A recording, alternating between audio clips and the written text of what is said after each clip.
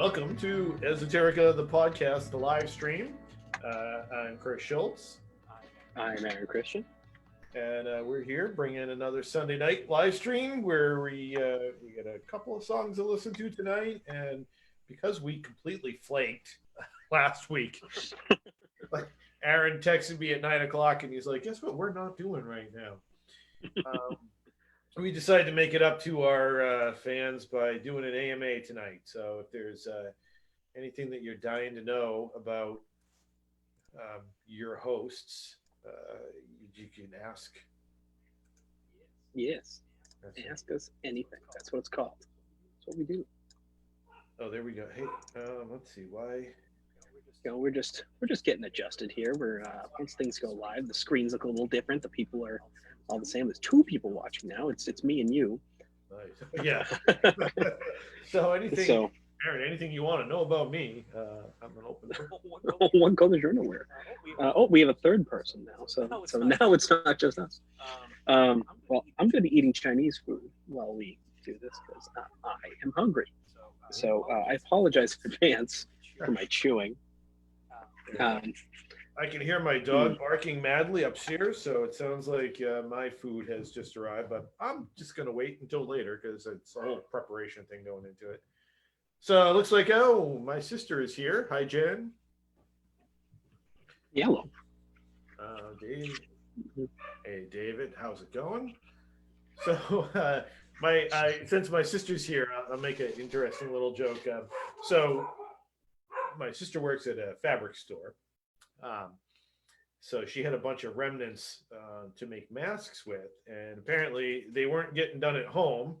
So I offered up my services because I'm not good at sewing or anything, but I do have a sewing machine. And they sat around for a while, and then all of a sudden, my mom was in a huge rush to get them.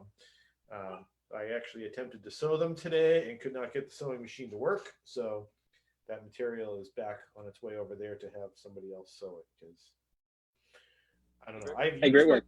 Machine, but I couldn't get it to work this time. I don't know why. That's my story. I'm sticking to it.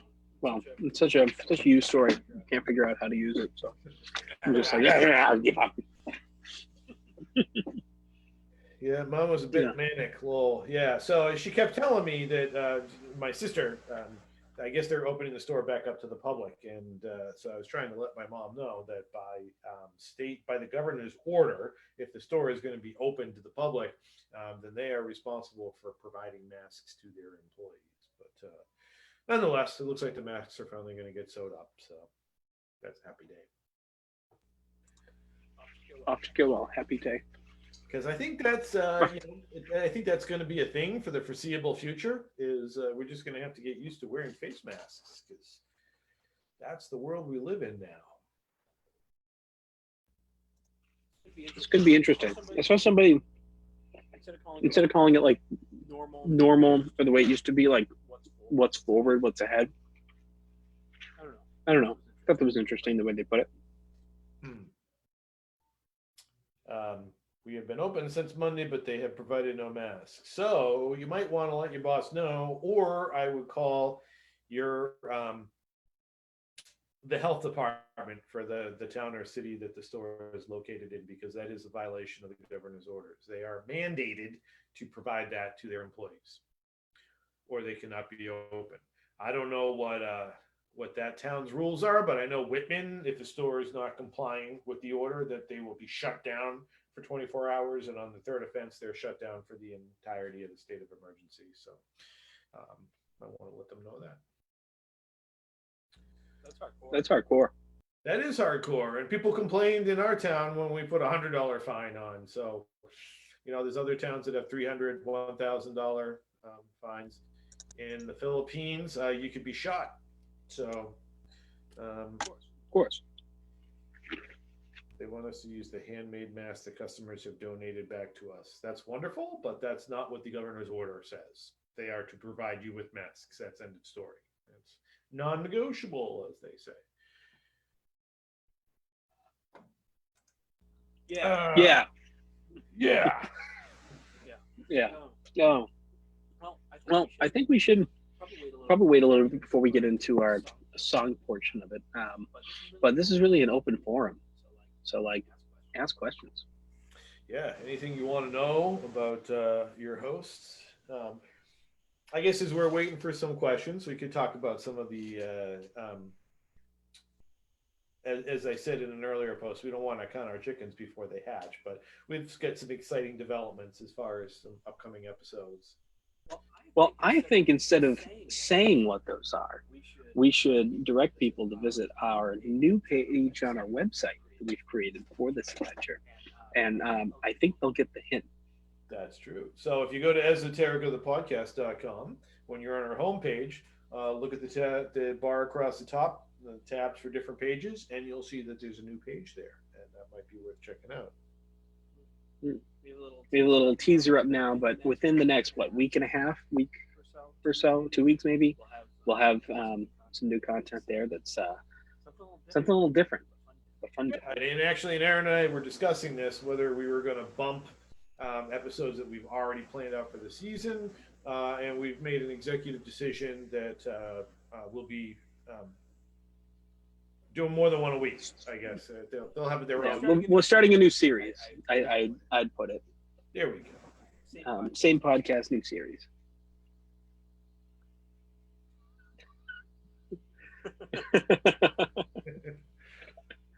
So going back to I think our first episode or our first second episode. Our second episode. First actual episode, yeah.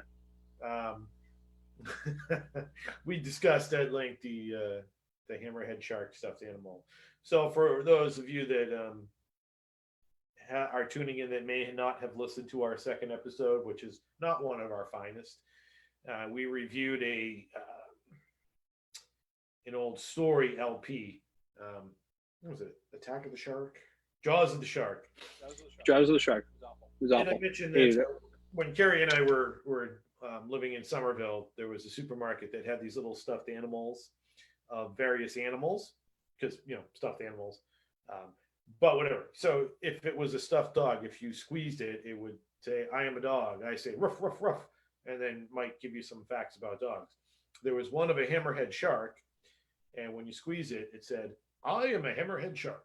I make no sound," which I wish I had bought it because that's awesome. On the nose, as they say. It sounds like I would.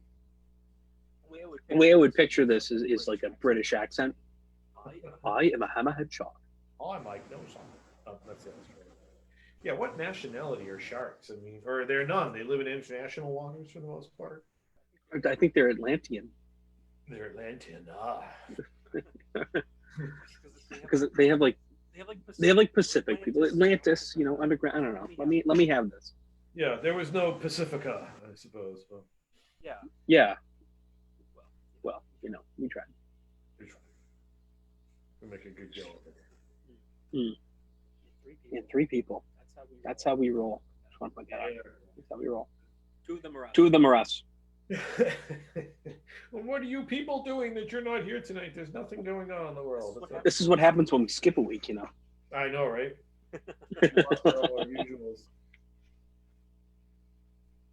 Oh, so my sister has recorded his voice. Yeah, it was funny. I did a Google search trying to find it because I assumed that somebody somewhere had uploaded audio of the shark and was unable to find it.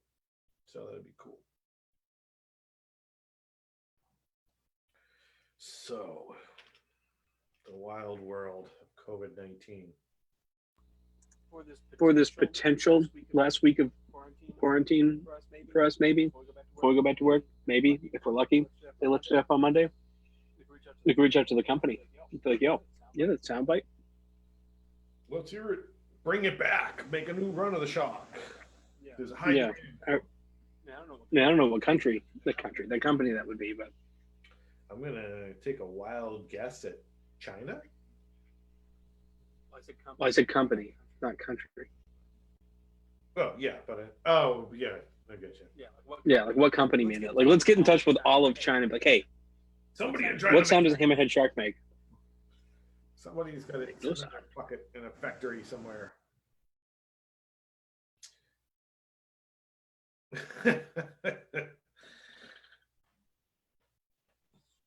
I see how it's going to go. So that first question was aimed at you, Aaron. Yeah, I'm trying to swallow. Why are you trying to swallow? It took a lot of years of dealing with him being scoutmaster, so that my respect for him just went down here. And now we're good. Because I don't expect anything more from us. You got to build it up so that when it comes tumbling down, it doesn't. No, the reality is that we're both just awkward, weird people, so it's perfect. Eccentric. It's esoteric.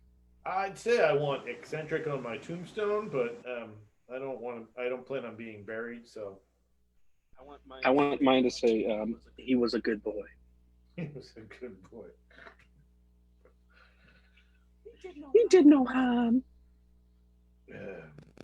Like Baden Powell's grave, just have the circle with the dot in the middle that says "Gone Home." What's that what it says? Yeah, the circle with the dot, that's a trail signal for "Gone Home." So that's what he has. No, just ignore your audience and answer your text. That's how I deal with it. Yeah. That's my daughter telling me that the food's here, so I'm just texting her back saying, "I'm live." That was 2 hours ago. You ordered Indian food, and it just got here. Yeah. Isn't it like Chinese food where they just have to pop it in the fryer and then it's done? The thing with that if we actually were discussing this earlier with my mother-in-law, the thing about Indian food is like the literal hundreds of ingredients that go into one thing. Like the sauces they use have so many different spices in it. It's a lot of things coming from a lot of different places. The end result is good food. And I really think I need to get a stationary chair for these live streams. I have a tendency to. I hope that doesn't make people seasick because I have trouble sitting still. Nice pun. See, Hey Chris, speaking of old things making comebacks, I got a stuffed animal of Dynamut the other day. That's random. Dynamut. One of Nick's favorite stuffies was my little space ghost. He still has him. Nick doesn't remember the show Space Ghost, but he remembers the talk show Space Ghost Coast to Coast, because that's how the kids today roll. Watered down pop culture. You just call it a stuffy. I did. I know. And I never called them stuffies growing up. I picked that up from I think from Carrie, actually. So I think of stuffed quahog. A stuffed quahog is a stuffy? Yeah. He is in the new Scooby-Foo movie. Yeah, I thought I saw a trailer for that, and I am just not even going to acknowledge its existence. I can accept Scooby-Doo with Matthew Lillard doing Shaggy, but anybody other than Newsom or Matthew Lillard, it's not. Matthew Lillard's in like every movie, and you don't know who he is. You know what I mean? Yeah. So let's move on to Star Wars for a second. So how do we go about figuring out what the heck they're chanting at the end of Rise of Skywalker? Well, I think, honest answer, if you went to Wikipedia, there's probably an answer. But if we want to conjecture, I think they're chanting that this is not the plot hole you're looking for. Where are you getting this? Is this from something that I'm pulling that out of my head? I mean, speaking as a fan, I'm like, the fact that the now are a thing, like what? I know. Well, for May 4th, I did not watch any of the movies or anything like that. I didn't do that. You know how I celebrated? I watched all Robot Chicken Star Wars bits. Because it was funny. What's that stormtrooper that brings his daughter to work? You probably didn't see. He brings his daughter to work, and it's like in the beginning of episode 4 when they break in to get Princess Leia. Mm-hmm. Yeah, that's right. I said it. Nice. Yeah, I was trying to find, trying to decide. So Pablo Hidalgo is the guy at Lucasfilm who's charged with continuity and backstory for all the um, all the canon Star Wars universe stuff. And I've been debating about tweeting him about Gungan Milk. I don't know if I want to hold on to that just yet, or if I'm ready to go right at the source with my theory. So I'm taking your advice. I'm going to Wikipedia. I want to figure out what exactly is going on with this whole thing. But With the chanting at the Eternal. yes, yeah. So right now I'm looking through. I'm trying to figure out what's going on. So this is the only time this has come up in that movie, right? This is one of the reasons why I think they're saying, never mind the plot hole, because we've known about the Sith since since when was Sith first mentioned? Empire, maybe. I don't think the word Sith is used in A New Hope. But honestly, well, Empire is just a bunch of fixing plot holes now. Let's be honest. Yeah. I know they definitely mentioned Sith and Jedi. But there's always been the rule of two. There's a master and apprentice. And suddenly there's this whole Sith Eternal, like legions of, they're not Sith themselves, but followers of the Sith. Like, not a single one of them ever said, hey, I want to lead and not follow. Yeah. So here's the history. It says, so the deaths of Darth Sidious and Darth Vader fulfilled Jedi prophecy that foretold the destruction of the Sith Order. In impassable depths of the unknown region, however, a group of cultists kept the Sith religion alive on the dark world of Exegol, calling themselves the Sith Eternal, and they venerated the late Sidious's plan to bring about a new empire, such as their shipyards continued to operate for decades, creating a fleet long after the fall of the old empire, which Sidious had ruled as emperor. During this time period, Exegol's human population was indoctrinated with the values of the Sith Eternal, having been raised by the cultists as their children to become officers, technicians, and soldiers in the new empire. Does that help? Well, okay, sure. You got a whole planet out in the outer rim that nobody in uncharted space, and so maybe that could happen and people wouldn't know. It wouldn't be missed, I guess. Yeah, well, it sounds like it's just a small group of people that a small group of cult like Sith religion people that kept it alive, and then just kind of they had somehow they. Well, there's 20. I mean, at least there's 20 years between Jedi and Force Awakens, but they might have been. Maybe they were already a thing prior to the events of Jedi. I think Palpatine had been planning this for a while. Yeah. So how many people have we lost talking about this? It looks like it's just you and me on right now. Yeah, that's great. Yeah, I think it is. That's great. We'll you know what? This is our show. I don't care. Yeah. Masturbatory music. It's gonna go on YouTube anyway. It won't matter. No, it's not. I don't know. Maybe I need the full script to figure this out. Yeah, I was just reading an article talking about Colin Trevor's script, which I guess the entirety is leaked now, and it sounds like a pretty hardcore movie. I kind of wish we'd seen it. What was that little animated short of it? Yeah, I mean, I didn't hate The Rise of Skywalker, but I didn't find the sequel trilogy satisfying, I guess. I mean, I'm happy because I'm a Star Wars fan and they were Star Wars, and it's somebody else's story, which is great. I'm cool with all of that, but I think they could have done better. I think JJ could have done better. And I really feel like the final cut that we saw of Rise of Skywalker is a mess. Like I think there was a lot cut out of that would have made more sense. But I want to see the director's cut. Yeah, I'm sure. All right, so here's a 3.5 hour movie. Here's what's irritating me now is instead of it's not like what they're chanting, who they're chanting, who is chanting. it's just irritating to me. I don't know. I watched the movie the other day, and that irritated me. It's interesting that the Duel of Fates. There's chanting in that song, and I actually know someone who he's not on the album. He's not on the recording that was used in the movie, but he was performed at Tanglewood with John Williams doing that theme. Hey, Mark.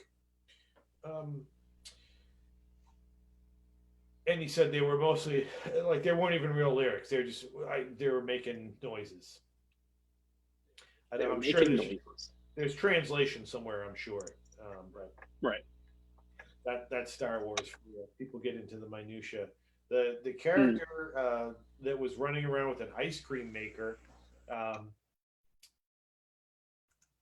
in Empire Strikes Back, he's got a name and a backstory. Like that's how crazy people get. Hey, Mark. So I went and spent $20 on a McLaren tartan face mask today because Mark had posted a picture of himself wearing one and a link to the store. So now I can look fashionable when I'm in my scouting uniform and wearing a face mask. You're gonna get that on the go water thing that Mr. V posted in the Sachem District page. Mr. V, if you can talk about what that is, because I can't remember. But the thing, it's like water on the go. Water on the go. Was it like a carbon straw? I'll see if he wants to talk about it, because I'm horrible at explaining it. It's like a hose, and there's no water source. Rinse kit. Thank you. Oh. Didn't know you saw that. I thought it was pretty cool. It's like water on the go. Oh, nice. Because sometimes you need water. Yeah. And sometimes. Yeah. Sometimes you don't. Yeah. We're like what? 25 minutes in. Why don't we do our song thing? All right. So you want to talk? You want to bring the intro on that? Yeah, sure. So, what was it? 2 weeks now? Because this week's episode 15. So 2 weeks ago, we did an episode called "The Drug in Me Is You" on Falling in Reverse's album "The Drug in Me Is You," and we did their entire album that was released in 2011. At the beginning of this year, in January, that album went gold, and they released a gold vinyl version of it with 2 extra songs on there that weren't originally on the 2011 release. So we decided. So these songs are not available digitally; they're only available on the vinyl. How I was able to get them was somebody posted them on YouTube. So yay! But I have 20-second clips of the other 2 songs that were on there. We're going to listen to them, and we'll talk about them one by one like we would on the episode. But I thought it'd be a cool opportunity to check out a little bit more of what was missing from that album. So cool. All right. Yeah. So actually, I should correct myself. 30-second clips, not 20-second clips. 30 seconds. It's 10 more seconds. Means a lot. So this music might not be for everybody, but that's the point of the show. Is you're gonna hate some of the stuff, you're gonna like some of the stuff. Just deal with it. So, all right. The first song we're gonna listen to is called "You're Something Else." Figure out how to lay it here. All right. Here we go. "You're Something Else."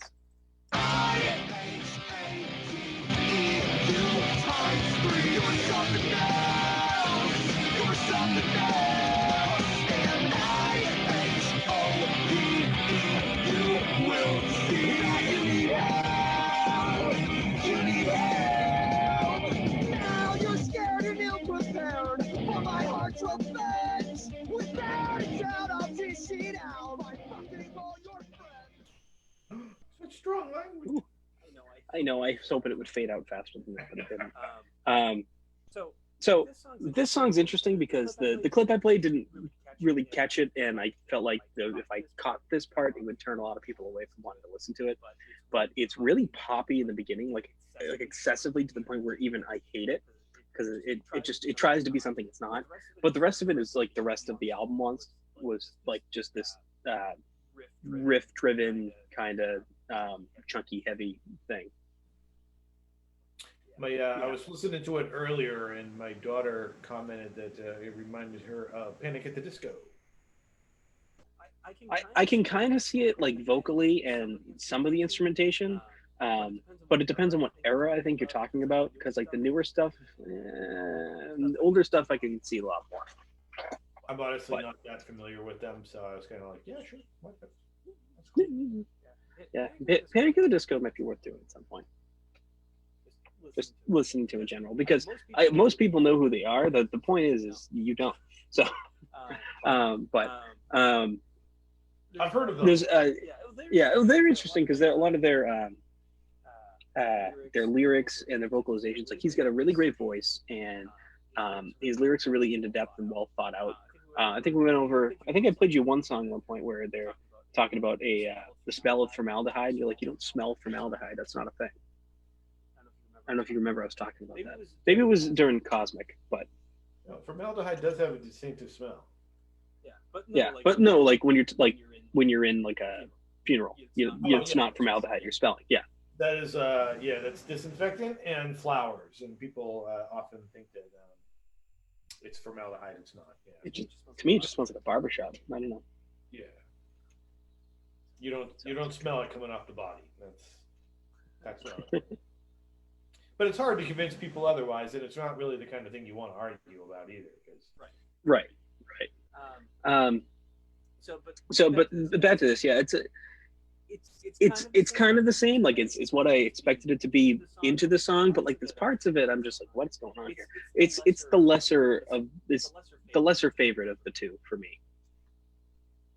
And they're only available on the vinyl. So these are like orphan tracks from the album.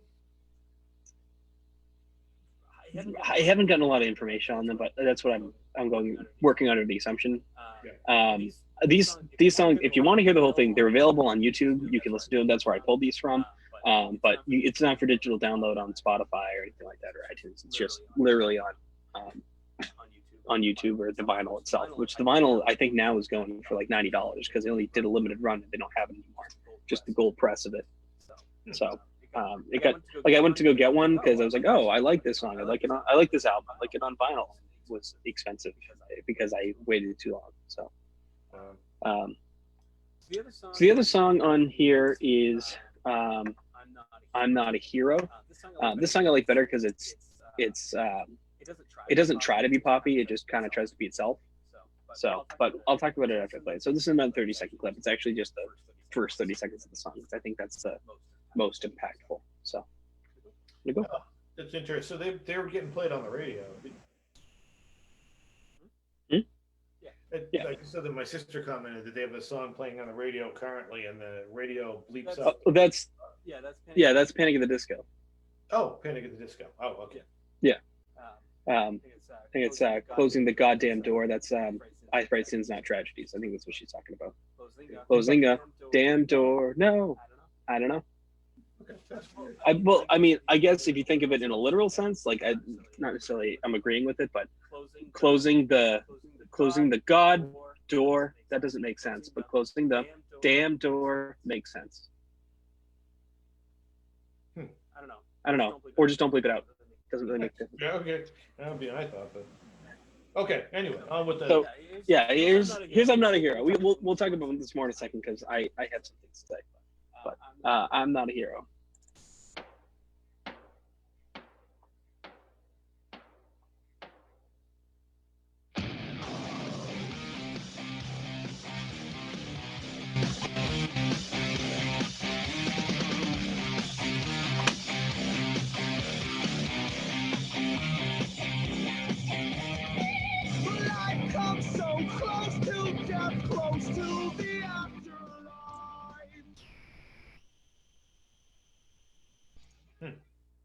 Yeah.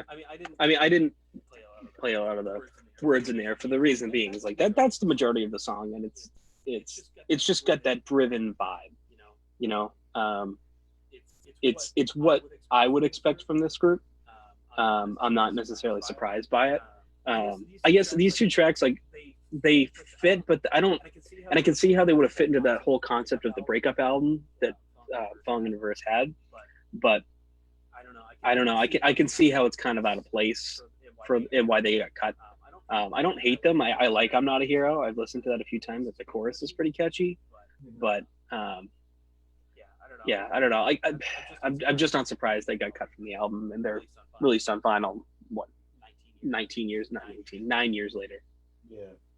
Well, it's interesting. You know, we've talked before about the change in technology and how that's affected things. So I would presume back in the day, if they had these songs sitting around, these would be the B side of the singles. Yeah. Because that be the thing. You know, you release a single and you back it with usually leftovers from the album. And Right. that's not a thing anymore, I guess.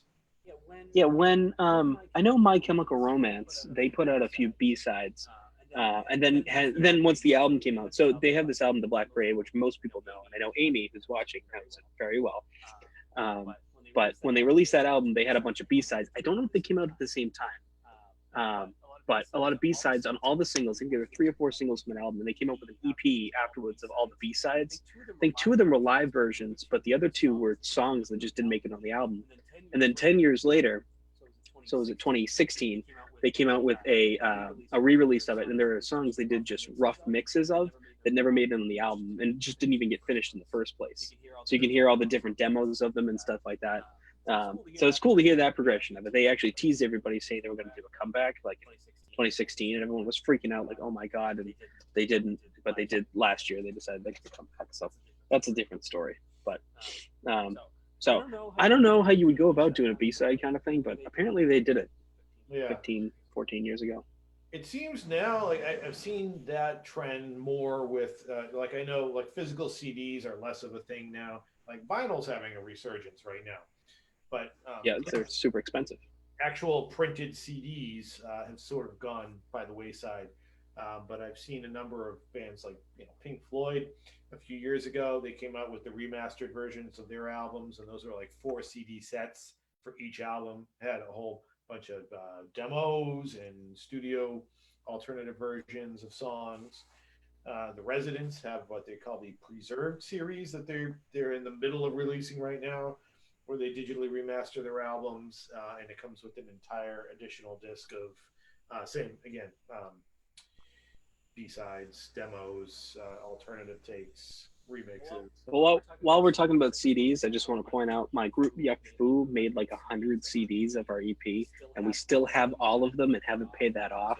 So if anybody wants to buy one for $5, let me know, because I have a whole Walmart bag sitting back there of CDs. So definitely worth the $5. You should put that up on the. Can we link that on the website? Yeah, well, I think we have a. I think there's a. Yes, we can. I'm not going to get into the logistics. There's no reason to, but yes, we can. But we can do that. And you can Venmo or PayPal or I'll make a little post. There you go. You just sold one. My sister said she'll buy one. Oh, thank you. I don't want them in here anymore. I have too many. I think I saved one for myself, and that's it. Yeah. I gave a few away because I was sick of looking at them. But I was. Then I realized. One of those. Yes. Yeah. I know Amy was too, but I realized that I also have to pay somebody back for them. That's a side note completely. Yeah. Maybe we'll do a deluxe set of Esoterica, the podcast CDs, two CD bundle, all our episodes from season 1. Yeah. Well. I don't want. I hate doing this to poor Aaron. So we were having a conversation. See, Aaron's a musician. When we're recording our episodes of the podcast, we do that in GarageBand. So I was talking to Aaron one night about auto tuning, and he does have that capability. So I suggested that we make some songs just out of cuts of different dialogue from different episodes, and actually turn that into a song. And it's easy for me to throw that out there because there's no work on my part, but that's quite a handful for Aaron. But I'll just mention it during a live stream now so that other people get it in their head. Hey, that might be fun. Oh my gosh, yeah. What do we have? That one song of you that we made by accident. Oh my god, yeah. Here I am sitting in the office. Right. Yeah, and I have been threatening on occasion to do my my COVID-19 album, to maybe if we go back to work after next week, the world will be spared. But if we don't, then that's definitely going to happen, because I'm running out of things to do. Just start going to the backyard, finding rocks and wrapping them back up. That's all we do, just in reverse. Yeah. Bring them to just drop them off at the warehouse. Really. Yeah. Hey, I found this metamorphic rock. I don't know what grows here. Grows. They're not rocks. They don't grow. Granite. See, now that I brought it up, I am currently linking the CD purchase on our website. Nice. So I don't know where to put it, but I'll be figuring that out. Oh, so interesting side story. One of the things that I guess I can mention this because I think we've talked about it before. Okay, well, anyway. So we've had 2 episodes of the podcast where we interviewed members of the bands whose album that we were listening to. One of those we did during a podcast episode. One we did on one of our live streams. I reached out to one of my favorite indie esoteric musicians, Jim White, who happened to be friends with on Facebook, about if he'd be willing to come on the show and take a deep dive into one of his albums. And he responded to me. He's got a bunch of stuff going on right now, and he's like, it would take way too long to do a deep dive into that album and do it justice. And I thought he was kind of just putting me off, because I'm like, it's a 45 minutes is all I'm asking for. Well, partly because of my inquiry about this album, and partly because he's also received recently inquiries from a number of people about this album. He's been doing a series of posts on Facebook about the recording of that album and the things that went into it. And let me tell you, every time he posts something, it's like a 5-page post. So I totally get why he didn't want to dive into that album with us. And it's a really good read. If anybody has ever listened to Wrong Eye Jesus by Jim White and liked that album, if you check out his public page, he's been diving into that whole story, and it's a pretty good read.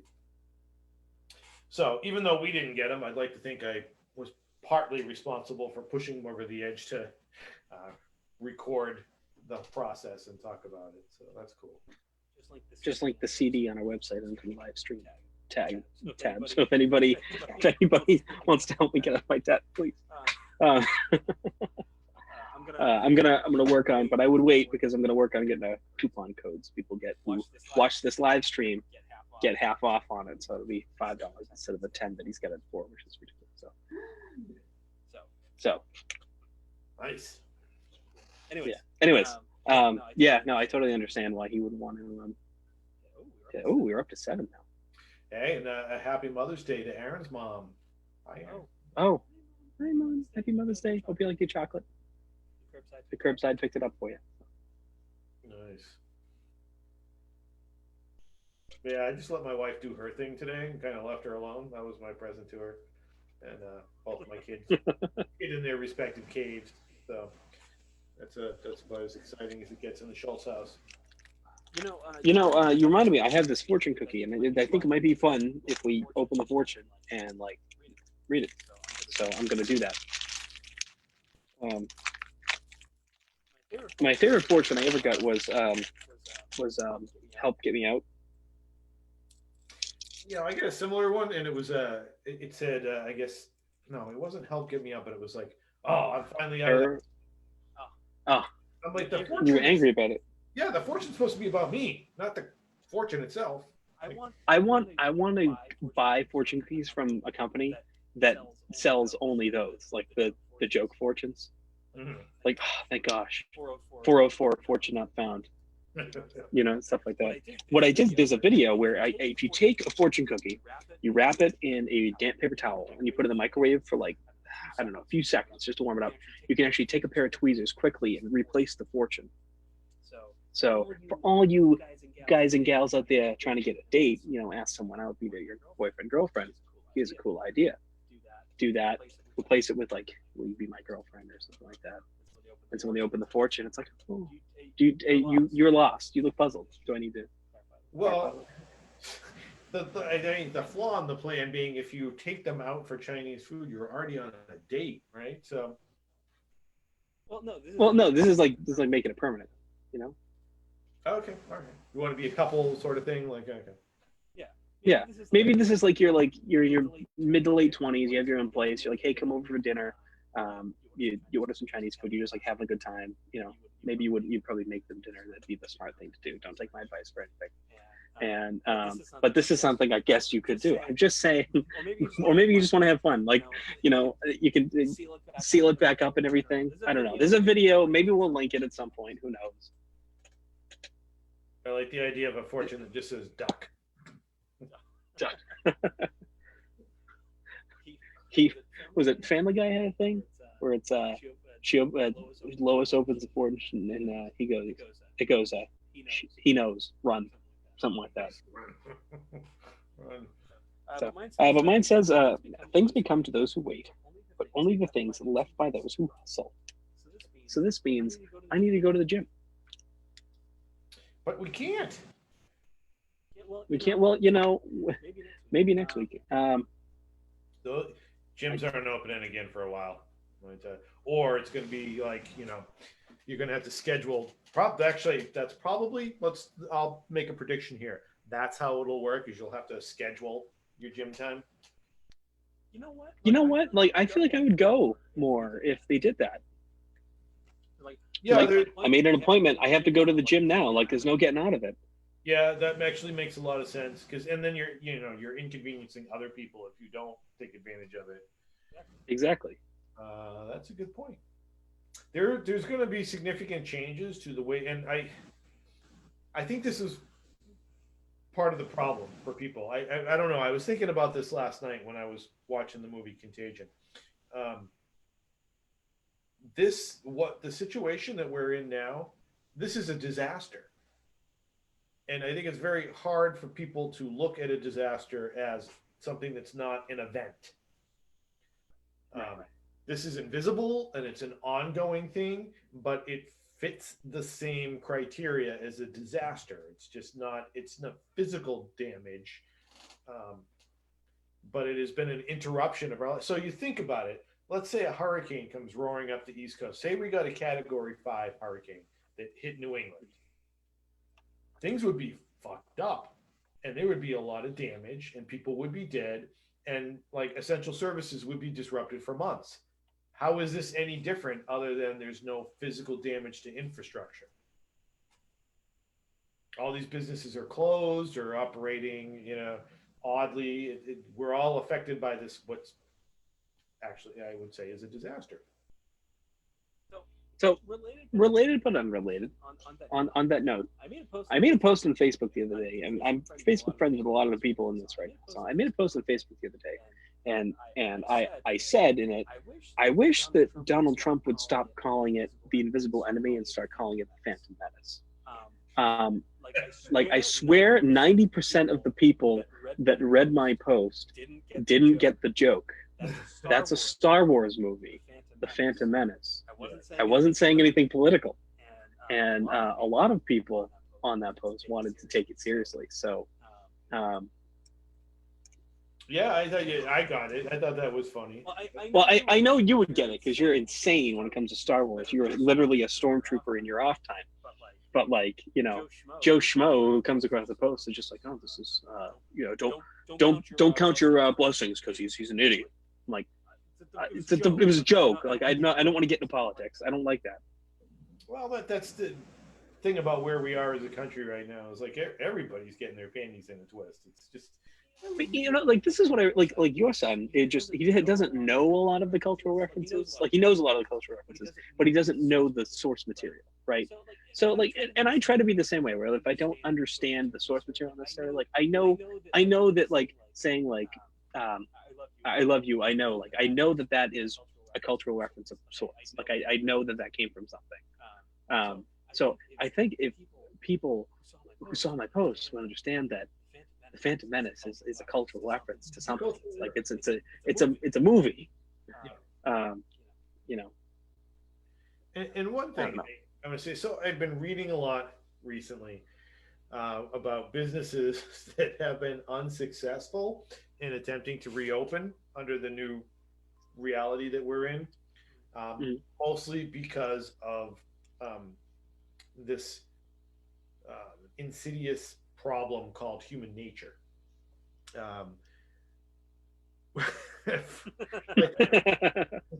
there was an ice cream store down in Cape Cod that opened, and they had to shut right down again because their employees were being verbally abused by people. There was a security guard in Michigan that was shot and killed for asking someone to wear a mask. There's been some crazy stuff going on. I would like to think that the people who are our audience are decent people, but I just want to make the statement for the world.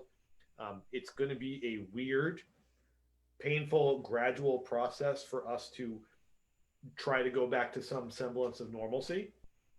Please don't exacerbate the situation by being a douche. Like, just be a decent person.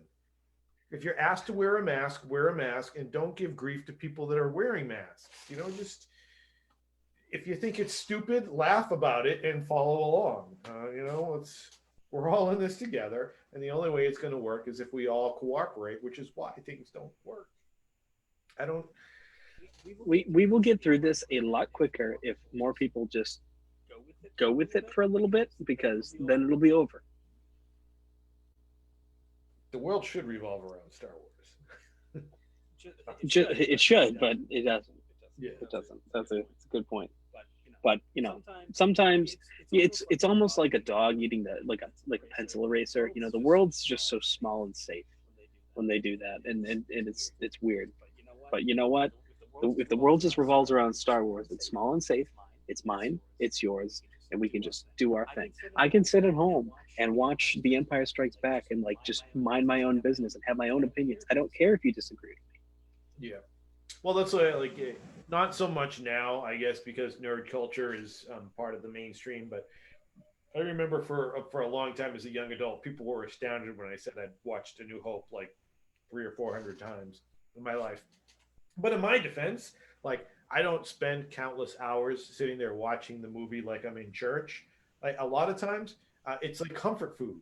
If I'm in a bad mood or feeling kind of down, I might just put on A New Hope, and I could be doing any number of things while it's playing. But just having that on in the background, hearing the music, it's comforting. I mean, as much as iconic as New Hope is, it's not the best movie in that series.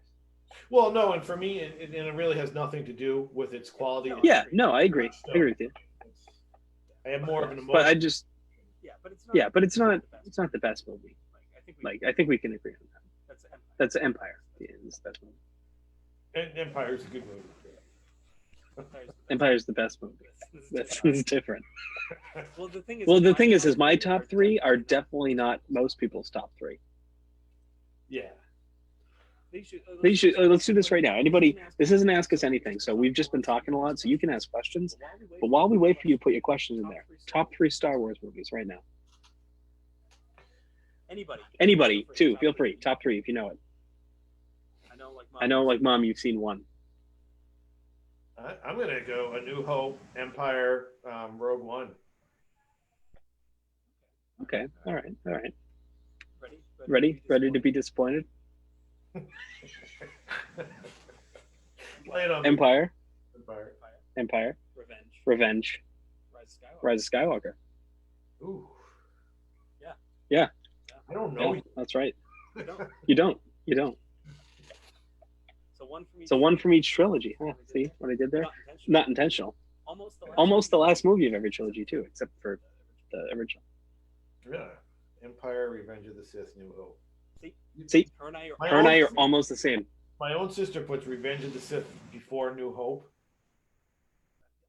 I told you, A New Hope's not a great movie. Well, I put Rogue One before A New Hope. see, the thing, I almost feel like A New Hope shouldn't be counted because that is what set the stage. Like none of any of the other episodes exist without that. So how can it not be number one? It's See, but I think it could be number one if they didn't try to backtrack in the next movie and be like, oh well, now Vader's Luke's father, and also Obi-Wan was just like joking with them when he called him Darth, like, you know what I mean? And like, no, he knew who R2 was, but he just being an ass, like. so, but that's not A New Hope's fault. That's Empire's fault if they're backtracking.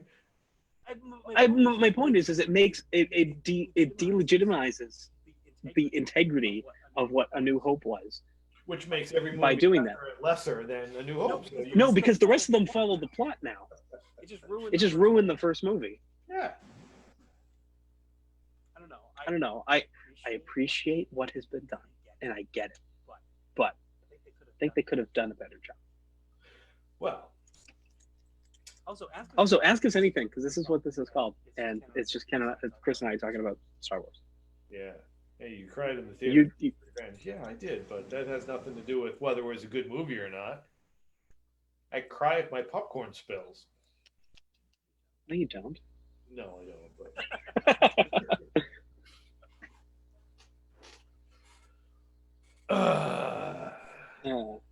I don't know. Yeah. So, well, I mean, yeah. Well, and you know what? And I picked Rogue One as my number three. It's separate from the Skywalker saga, but Rogue One to me was like the Star Wars movie I always wanted to see after Star Wars. I felt like if you look at the new movies, all right, anything after the original trilogy. So Lucas's prequels was his attempt to bring that magic back for a new generation. And I think the major problem was he was tone deaf and he was a little out of touch with the current generation. And the movie suffered because of that. And then with the new trilogies, at least with The Force Awakens, JJ, and I'm a big fan of JJ, and I did enjoy The Force Awakens, but it's this like slavish attempt to satisfy old school fans with all these callbacks and repeating the notes from the original series. So instead of taking the story in a new direction, there was a way too much fan service.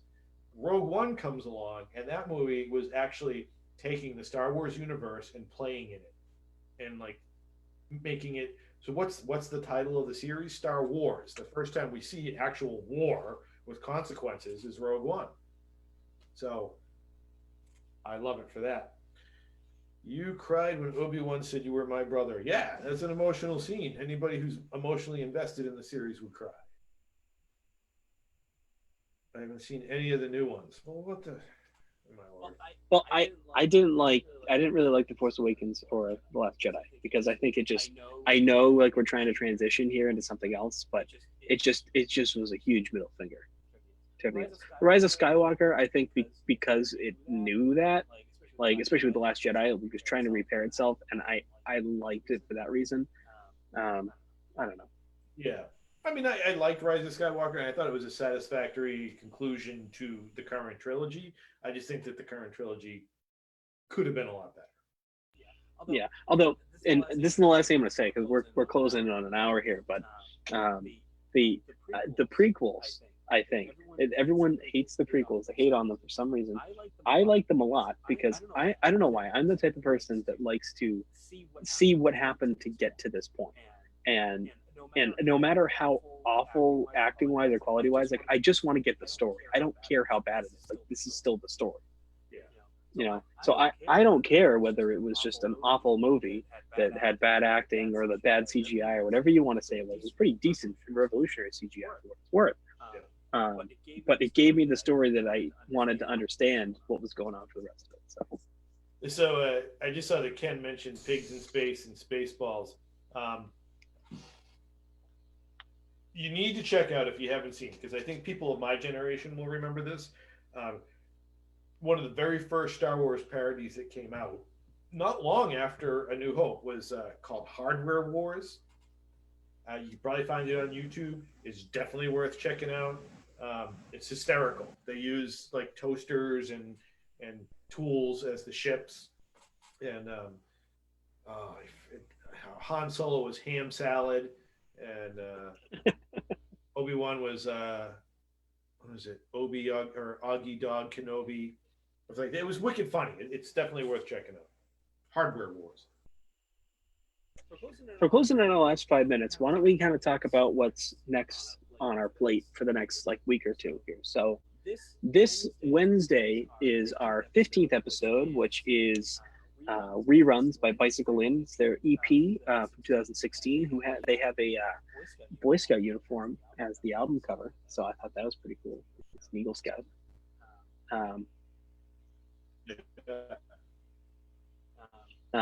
So that's this week, and then Chris, what's on deck next week?